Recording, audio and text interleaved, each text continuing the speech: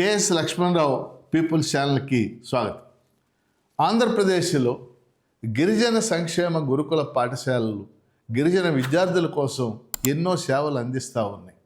పేద గిరిజన విద్యార్థులు అక్కడ చదువుకోవడానికి వసతి గృహాలతో సహా అనేక అవకాశాలు ఉన్నాయి. ఈ గిరిజన సంక్షేమ గురుకుల పాఠశాలలో గత దశాబ్ద కాలంగా సుమారు 1500 మందికి పైగా అవుట్సోర్సింగ్ విభాగం ఉపాధ్యాయులుగా పనిచేస్తున్నారు. అవుట్సోర్సింగ్ పద్ధతిలో ఉపాధ్యాయులు పనిచేయటం కేవలం గిరిజన సంక్షేమ శాఖలో మాత్రమే జరుగుతూ ఉంది. ఈ 1500 పైగా ఉన్నటువంటి అవుట్సోర్సింగ్ ఉపాధ్యాయులకి గత దశాబ్ద కాలంగా నెలకి 15 నుంచి 16,000 మాత్రమే వేతనం ఇవ్వటం అనేది జరుగుతుంది. అయితే ఈ విద్యా సంవత్సరం ప్రారంభం తర్వాత ఈ 1500 మంది ఉపాధ్యాయుల్లో కేవలం 780 మందిని రెన్యువల్ చేశారు, అంటే తిరిగి విధుల్లోకి తీసుకున్నారు. ఒక 688 మంది ఉపాధ్యాయులు అవుట్సోర్సింగ్ ఉపాధ్యాయుల్ని విధుల్లోకి తీసుకోలేదు. గిరిజన సంక్షేమ శాఖ చెప్తున్నటువంటి కారణం ఏమిటంటే 2025 డిఎస్సి ద్వారా ఉపాధ్యాయులు వచ్చారు కాబట్టి వీళ్ళకి మేము తీసుకోలేం అని చెప్తుంది. కానీ ఈ ఉపాధ్యాయులు దశాబ్ద కాలంగా పనిచేస్తూ ఉన్నారు. అంతేకాకుండా గిరిజన సంక్షేమ శాఖ పాఠశాలలో అనేక చోట్ల వీళ్ళకి సరిపడా ఖాళీలు కూడా ఉన్నాయి.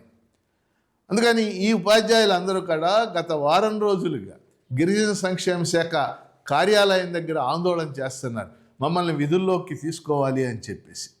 ఈరోజు వీరికి మద్దతు తెలుపుతూ విజయవాడలో ఒక రౌండ్ టేబుల్ జరిగింది. ఆ రౌండ్ టేబుల్లో నేను కూడా పాల్గొన్నాను.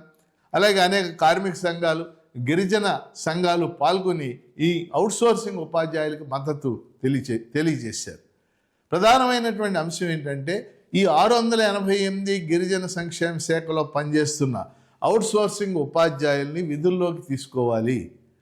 శ్రీమతి సంధ్యారాణి గారు గిరిజన సంక్షేమ శాఖ మంత్రి, వారు స్పందించి వీళ్ళందరినీ విధుల్లోకి తీసుకునే విధంగా అధికారులను ఆదేశించాలని కోరడం జరిగింది.